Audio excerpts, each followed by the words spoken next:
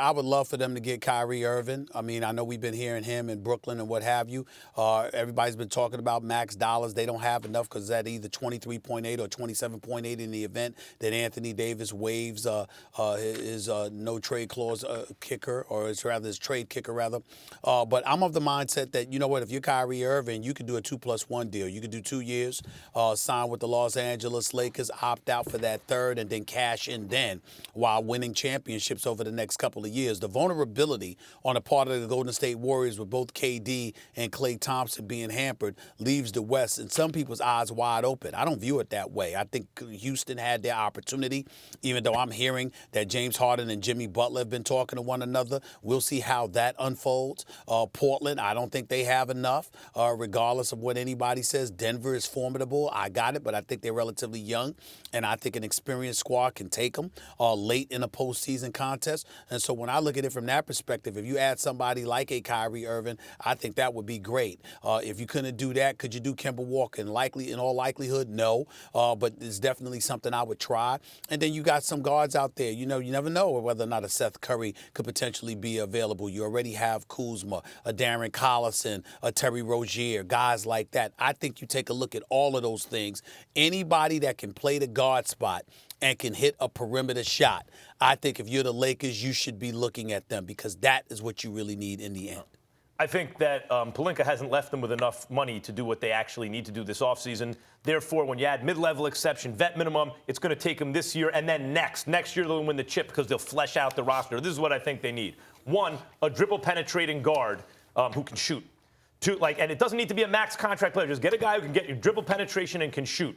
Two, you need a 3-and-D backcourt/wing, meaning not a 1, a 2-3, who can 3-and-D, like a Danny Green type, who can fit into that lineup, doesn't need the ball, can defend the opposing player's best wing or backcourt player, and can hit a 3 from time to time when he gets the ball, right? So it doesn't need to be a rhythm shooter, just a guy who can shoot.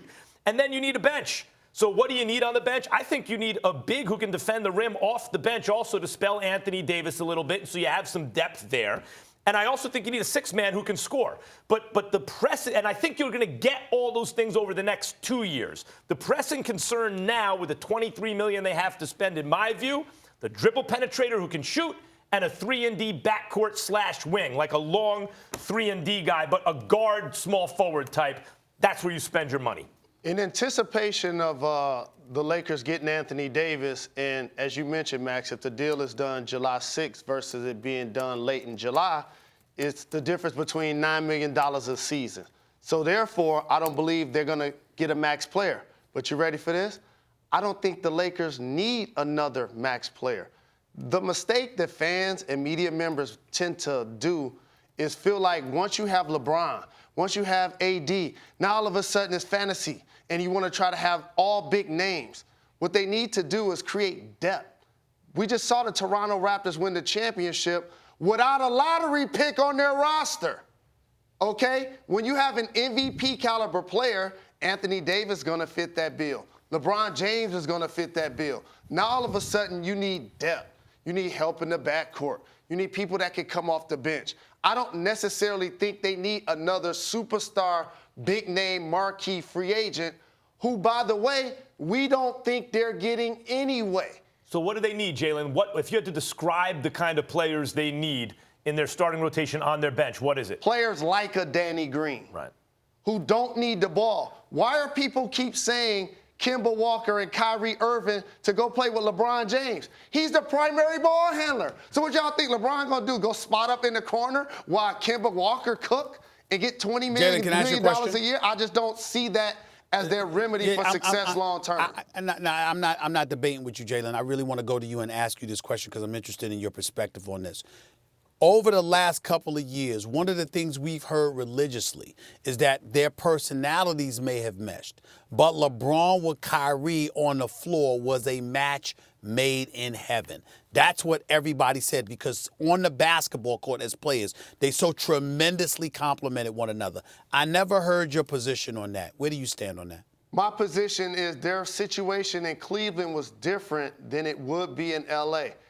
While it was head-scratching for me for Kyrie to want out, I understood that he wanted to control his destiny. He didn't want to play another year with the cloud of LeBron James possibly leaving hovering over the team.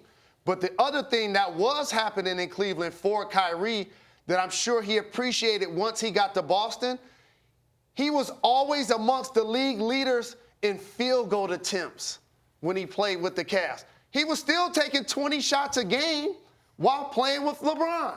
When he got to Boston, they had so much depth that they didn't need him to do that. That's why they went from being a team that made the conference finals without him to a team that didn't meet expectations with him.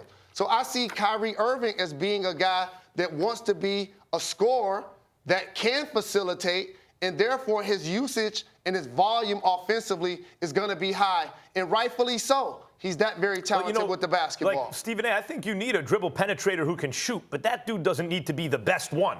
Like, if you don't have the money for him anywhere, you can get – you have to find a guy the way Jamal Crawford was 5 years ago, a guy who has flaws in other ways, but so he gets like a mid-level type contract, but can do some of those same things. And that leaves you money also for the Danny Greens of the world and for a bench if you're the Lakers right now. Yeah, I don't disagree with that. And don't sleep on a guy. I'll throw another name out there. He a restricted free agent, but when you say types of players, like a Malcolm Brogdon, a guy that's going to play defense in the backcourt, make his open field goals, make his open threes, and get to the line. Brogdon to be perfect, but too expensive. Absolutely. By the way, you don't get to be a Laker fan. I see you with your purple and gold on under there. Only guy that gets to be a Yankee fan and a Laker fan is Denzel. And he grew up in... I did afternoon drive for 6 years in L.A. No, you're not Denzel. Okay, he had season tickets for 25 years. No doubt about it. You don't get to root for both of them. I sure do. I deserve it.